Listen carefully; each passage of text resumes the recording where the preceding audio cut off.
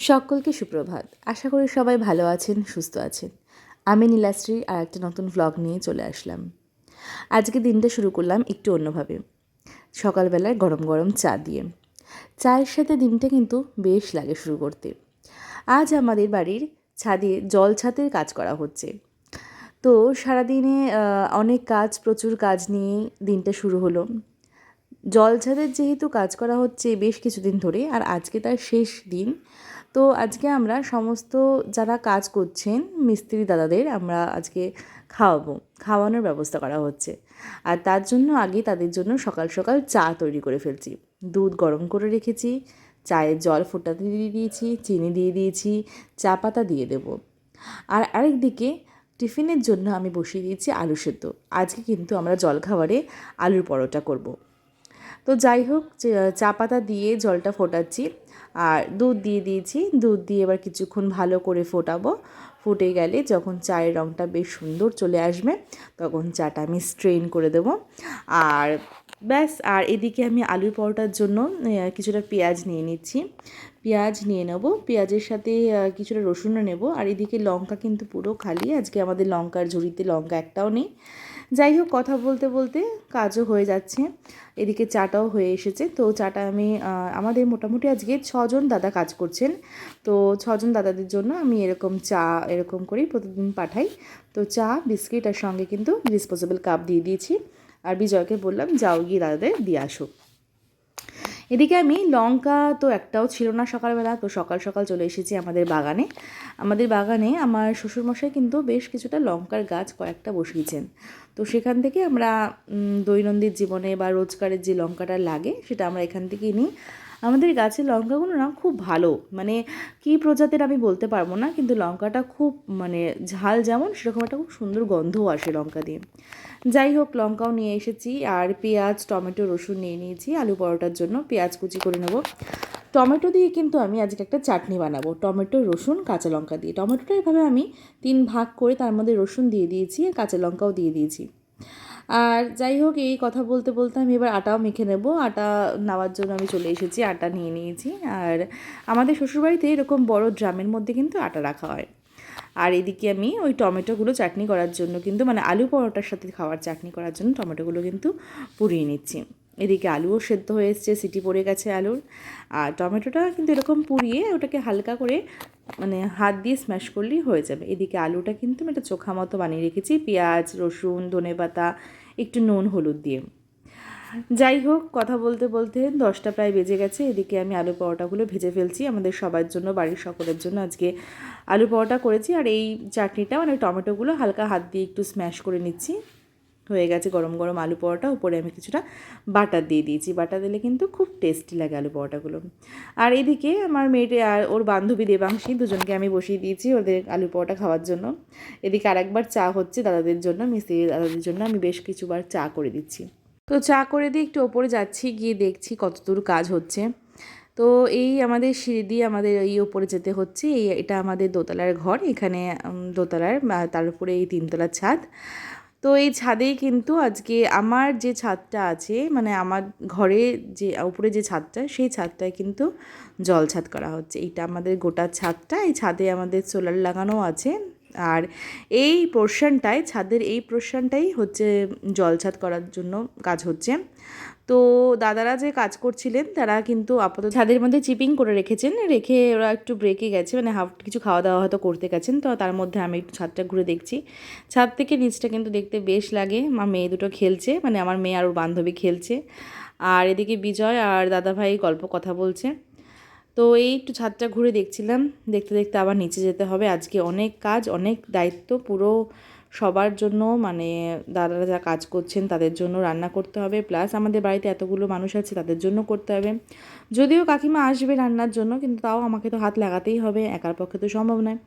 যাই হোক, ছাদ থেকে আমাদের এটা হচ্ছে পিছনের বাগানের দিকটা। এই বাগানের দিকটা এখানে আমি ঘুরে দেখাচ্ছি। আর এখানে কিন্তু বেশ নারকেল গাছ আছে, পাশে আমাদের যাদের বাড়ি তাদেরও বেশ কিছু গাছ আছে।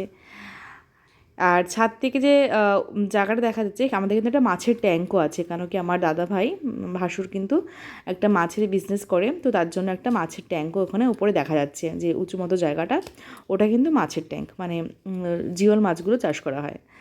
আর এখানে এই সোলার লাগানো আছে, আর এটা হচ্ছে সামনের দিকটা, গেটের দিকটা। আমি এটা দেখছি কি যাচ্ছে না আসছে। তো যাই হোক, দেখতে দেখতে নিচে নেমে যাচ্ছি, এবার রান্নায় হাত লাগাবো কাকিমার সাথে। কাকিমাও হয়তো চলে এসছে। কাকিমা চলে এসে কিন্তু এতক্ষণে ভাতও বসিয়ে দিয়েছে, কাকিমার জন্য 1 কাপ চা রেখেছিলাম, এদিকে মাংসও ধুয়ে রেখেছে। আর তাহলে তুমি আর আমি এখন দুজনে মিলে লেগে পড়ছি রান্নায়। আজকে আমাদের মহাভোজের রান্নায় হয়ে পড়েছি। কাকিমা চাল ধুচ্ছে, আমি একটু কাকিমার সাথে হেল্প করার জন্য হেল্পার। এখন করব চাটনি, আগে চাটনি ধরবো।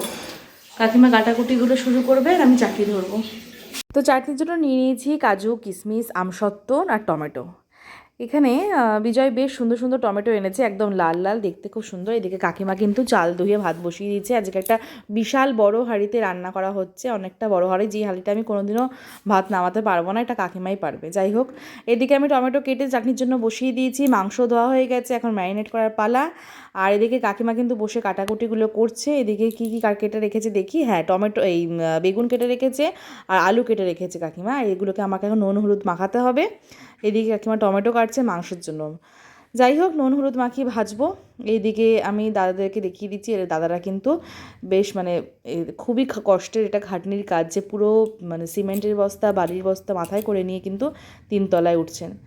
যাই হোক, কষ্টের ভারটা তো নিতে পারবো না, একটু তাদের জন্য একটু যদি কিছু করতে পারি, তার জন্য রান্নার ব্যবস্থা করেছি। এদিকে ভাত বসে গেছে, ভাতও ফুটে গেছে, আর কাকিমা এখন ভাতটা নামাবে। ভাতটা আমি দেখছি ভালো, হ্যাঁ ঠিকঠাক গলে গেছে, কিন্তু নামাতে যেহেতু আমি একদমই পারবো না, তো কাকিমা এখানে ভাতটা উপর দিয়ে দিচ্ছে।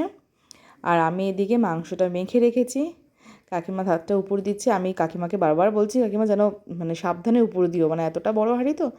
যাই হোক, এদিকে উপর দেওয়া হয়ে গেছে ভাত। এইদিকে এই যে দাদারা কিন্তু কাজ করে যাচ্ছে, আমি একবার ঘুরে ঘুরে দেখছি দাদারা কী করছে, আমি এইসব করে বেড়াচ্ছি। আর এদিকে বেগুন ভাজাও বসে গেছে। বেগুন ভাজা হয়ে গেলে তারপরে ডাল বসানো হবে, ঢেকে ঢেকে বেগুনগুলো ভাজছি, না হলে বেগুন লেগে যায় খুব তাড়াতাড়ি, তাই জন্য ঢেকে ঢেকে ভাজা হচ্ছে। চাটনি অনেকটা পরিমাণে করছি, কেন কি চাটনি খেতে আমরা সবাই ভালোবাসি। কি গো, কি মিষ্টি আনলে? রসগোল্লা। আর আর কিছু না। আচ্ছা। বাবা খাই। একটা বাকি নিয়েছি।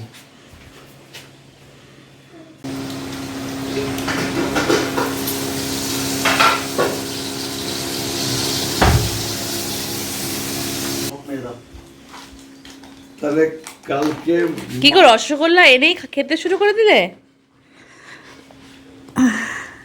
রসগোল্লাটা এনেই খাচ্ছ দুজনে মিলে? তোমাকে ফেভারিট মিষ্টি এটা? আর তুমি পুরো মানে কৌটো নিয়ে খেতে শুরু করছো করে দিলে? খাও খাও খাও, ওখানে কি তার পাবে না? খাও। তুমি ওকে মিষ্টি পুরো হাড়ি নিয়ে ওকে মিষ্টি খাওয়াচ্ছ? একবার তো আঁচড় খেয়েছো, এবার কি কামড় খেতে ইচ্ছা করছে? কি সর্বনাশ, হাত কামড়ে নেবে, দাও।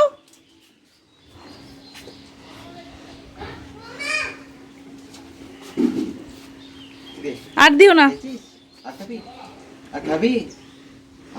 আবার দেব পরে, হ্যাঁ। মিষ্টি খাওয়ার পাল্লা হলো, এবার চলে এসেছি রান্নায়। কাকিমা এদিকে ডাল রান্না করছে, ডালটাকে একটু ভেজে নিয়ে রান্না করছে। আর এদিকে আমি কিন্তু 1 গামলা চাটনি করে ফেলেছি। আজ আমরা অনেকজন লোক বাড়ির, তো সবাই মিলে একসাথে খাওয়ার জন্যই সবার চাটনি প্রিয়, তো অনেকটা করা হয়েছে। এইদিকে মাংসের জন্য কড়াইতে তেল গরম করে দেওয়া হয়ে গেছে, অনেকটা লেট হয়ে গেছে, এখন প্রায় 2:30-3টে বাজে। তাড়াতাড়ি করে আলু ভাজা হচ্ছে, আর একদিকে ডালের জন্য কিন্তু পেঁয়াজ ফোড়ন, মানে ফোড়ন দেওয়ার জন্য পেঁয়াজ ভাজা হচ্ছে। যাই হোক, আমি আবার উপরে যাচ্ছি চা নিয়ে। আজকে তো দফায় দফায় চা দিতে হচ্ছে, দাদারা অনেক রোদের মধ্যে, আজকে বেশ গরম পড়েছে, মানে ঠান্ডার মধ্যে থেকে গরমটা যে শুরু হচ্ছে তার কিন্তু আজকে বোঝা যাচ্ছে যে মানে বেশ গরম। তো যাই হোক, আমি চা নিয়ে আবার চলে যাচ্ছি কিন্তু দাদাদের কাছে চা দিতে, আর ওপরটাও দেখে আসবো কতদূর কাজ চলছে। এরই মধ্যে কিন্তু অনেকটাই কাজ এগিয়ে গেছে, মানে ওই মানে যে সিমেন্টিং যে কাজটা হয় সেটা কিন্তু চলছে। যাই হোক, আস্তে আস্তে ওপরের দিকে যাচ্ছি। তো এখন প্রায় 3টে বাজে, এই দাদারা কিন্তু কাজ করছে, বেশ 2-3 জন, মানে টোটাল আজকে 6 জন মিস্ত্রি দাদা কাজ করছে। তো কাজ করছে, আর আমিও একটু ছাদটা ঘুরিয়ে দেখিয়ে দিচ্ছি। আমিও একটু দেখে নিলাম যে কতদূর কী কাজ হচ্ছে। এবার তাদের তো খেতেও দিতে হবে, তাই জন্য তাড়াতাড়ি করে আমিও চাটা দিতে গেছি। পটটা নিয়ে নিচের দিকে নামছি, দেখি কতদূর রান্না। ওই এখনও আলু ভাজা হচ্ছে।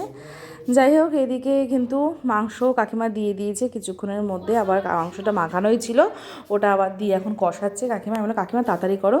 এদিকে আমার মেয়ে কিন্তু পুজো দিচ্ছে। যাই হোক, এবার খাওয়া দাওয়ার পর্ব শুরু হবে। আর যাই হোক, তো আজকে কারোর সময় নেই, তো আমার মেয়েই পুজো দিচ্ছে। সবাই রান্না কাজে ব্যস্ত। তো সবাই ভালো থাকবেন, সুস্থ থাকবেন। দেখা হবে পরের আবার কোনো একটা ব্লগে।